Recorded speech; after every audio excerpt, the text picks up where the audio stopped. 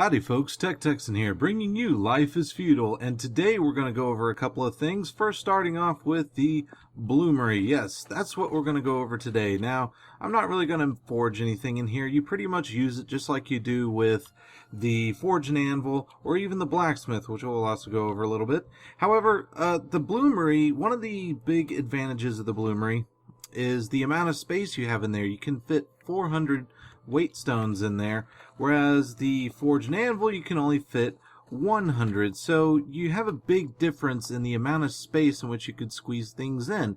This becomes a big advantage when you have charcoal. Charcoal weighs a lot less than the wood billets. So you want to make your charcoal in the kiln and then use them in these forges, because you can squeeze a lot more metal in the Bloomery when you have coal. So you can make a lot more with it. And that way you can kind of multitask. You can make a sword and then you can turn around and make a tool or whatever you need. So the Bloomery is a really good way to go. You definitely need one in town. The other advantage is you can also recycle old metal tools that have broken down. You don't get much out of it. It's almost not worth it, but it gives you something you can do with it. So you do have that advantage.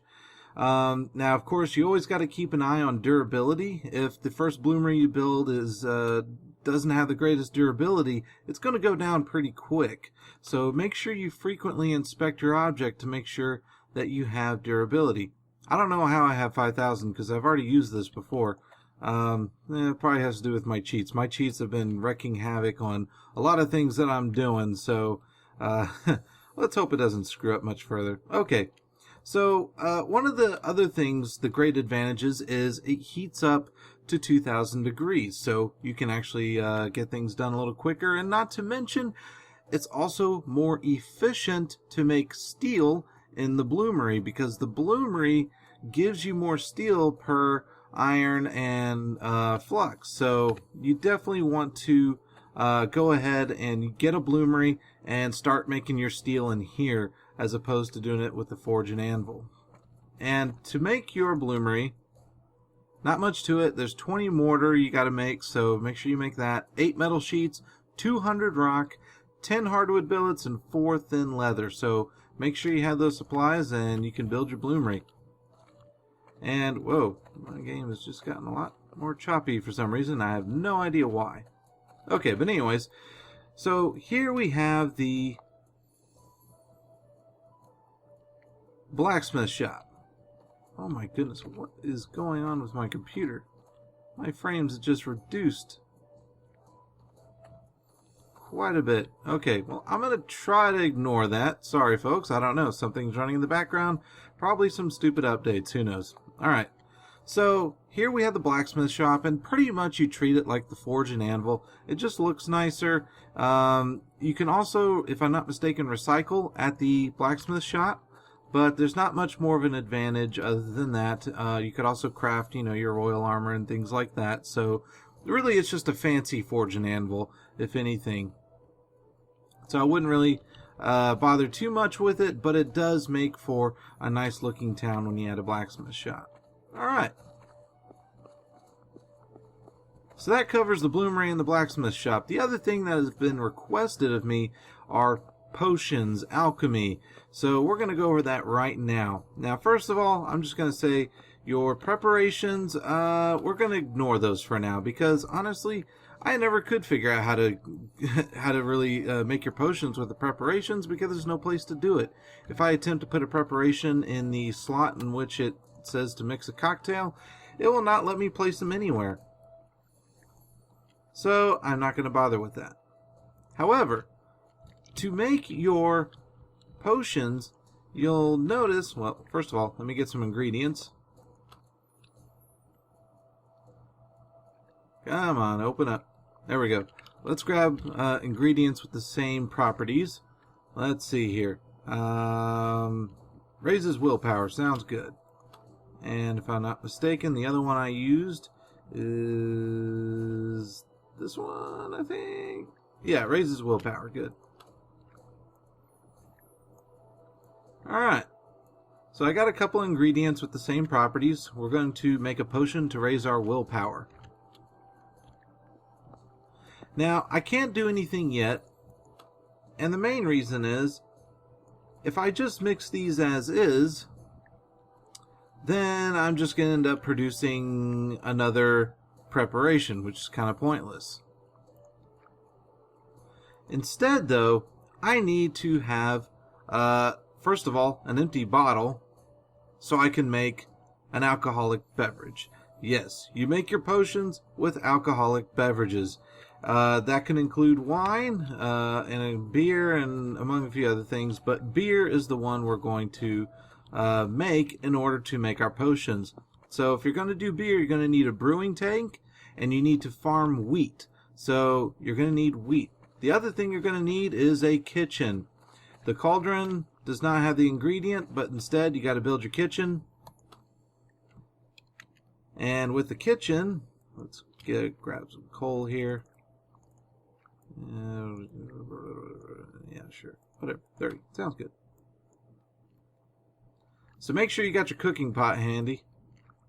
So here I have some wheat in my inventory. I grabbed 12 of these suckers, and we're going to go ahead and make some malt. Now, before I go to that, to build your kitchen, it's going to require some supplies here. You're going to need 10 building logs, 40 billets. You can use hardwood or softwood billets, 40 clay, 2 metal sheets, and 150 clay tile. Now, to make your clay tile, you make it at the kiln. Now, you don't just throw clay in the kiln and hope to get clay tiles.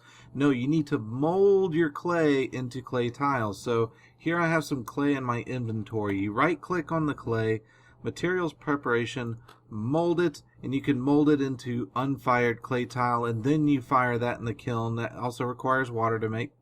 You fire that in the kiln, then you'll have your clay tiles. And that's how you're going to build your kitchen. Once your kitchen is built, then you can proceed to make some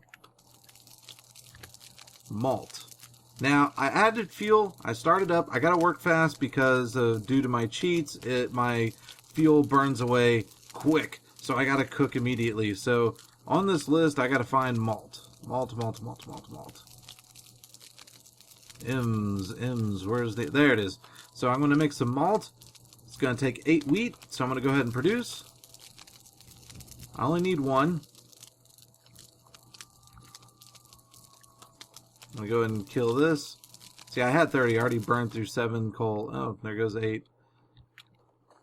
No thanks to my server settings. Alright, so here in my inventory, I have some malt. And actually it gave me 2 malt, not just 1. So I got 2 malt out of that.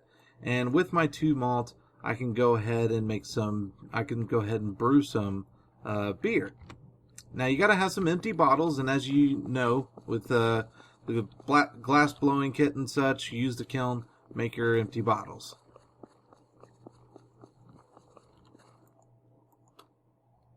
Alright, so we're going to get to brewing. Whoops. Gotta put my malt in here, and if I'm not mistaken, there we go. Gonna need water and malt. Make your beer. Now, obviously, I'm using the cheater method. You're gonna have to heat this up and wait till it heats up. Produce some beer.